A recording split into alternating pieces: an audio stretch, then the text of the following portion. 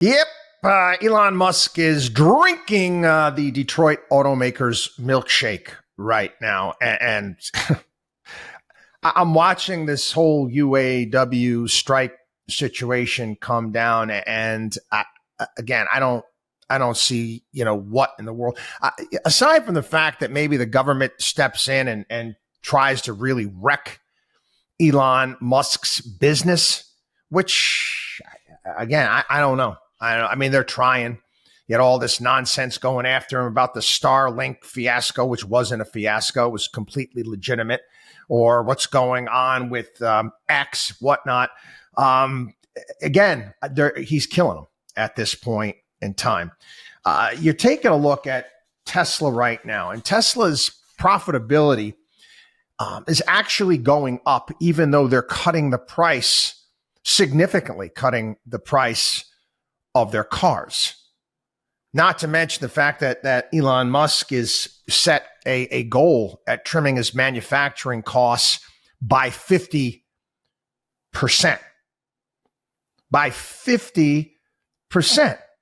They have a much lower cost structure than Detroit.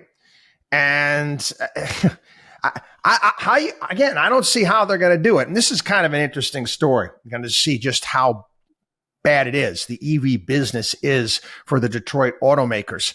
And again, how they are basically working with the government to try to keep their business afloat. We already talked about the mega losses that they have.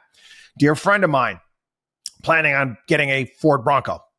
Planning on a Ford Bronco, goes in to get the Ford Bronco and recognizes that, my God, he can get the new Ford electric vehicle. It was for his wife. She wasn't going to drive the car far.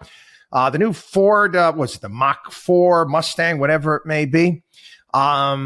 It's the car is actually $20,000 more than the Bronco, but it was $300 less to lease a month than the Bronco. And again, he was talking to the people at the deal, and they kind of let into how the government gets involved and pushing, these various different things and how they get subsidies back from the government and a myriad of other things. The business is failing. Okay. That's not a successful business by any stretch of the imagination. And it's only going to go on for so long. But you take a look at the labor costs and comparing Tesla and the Detroit companies. Detroit labor costs, wages, benefits, $66 an hour, $45 an hour at Tesla. If you're going to meet the current demands of of Fain there, the UAW, that's Sean Fain, the UAW president, it's going to be $136 an hour employment costs for Detroit. Again, Tesla workers, they're not getting, the profit sharing money that the Detroit makers, they get in stock in Tesla, which has made many line workers at Tesla millionaires because they own Tesla shares, stock options, and you can exercise these after being at the company for a certain period of time. And again, Sean Fain, he's asked about Tesla's advantage and compared to Detroit. And this was just how stupid. You want to hear some stupid statements? Okay. Competition is code word for race to the bottom. What? No, Sean, competition breeds excellence. That race to the bottom. Remember that with Janet Yellen was using that, and some of the other Treasury secretaries and leaders from around the globe talking about corporate taxes. We can't have a race to the bottom. No. Race to the bottom's good. Lowering costs for consumers. That's a good thing. That's what productivity does.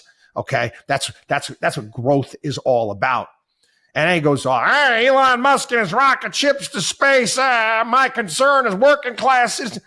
And again, now he's got Bernie Sanders out at the rallies, and Bernie is the evil CEOs at these automakers, and they're greedy and end your greed and pay up and all this stuff. Pay up. I mean, I don't know if they will.